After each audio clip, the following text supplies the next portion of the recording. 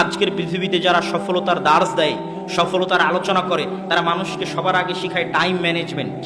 যারা শিক্ষিত ছেলেপেলে আছে তারা বুঝতে পারবে যে সময়কে কন্ট্রোল করতে পারা, টাইম ম্যানেজমেন্ট করতে পারলে সময়ে বরকত হয়, সব কাজ সুষ্ঠুভাবে সম্পূর্ণ করা যায়, সময় মতো সম্পূর্ণ করা যায়।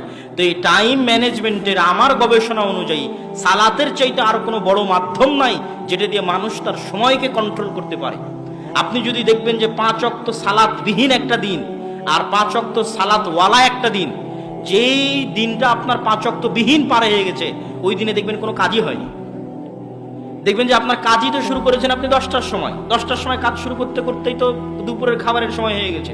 দুপুরের খাবারের সময় হয়ে কাজ শুরু করতে না করতে লেবার মিস্ত্রি এখন বলছে চলে যাব, সময়ে বরকত পাবেন না। আর ওই যে ফজরের সালাতে যদি উঠেন, ফজর থেকে জোহর পর্যন্ত মেলা লম্বা সময়, ফজরের সালাতে উঠে কাজ শুরু করবেন, দেখবেন 10টার মধ্যে কাজ শেষ হয়ে গেছে, আর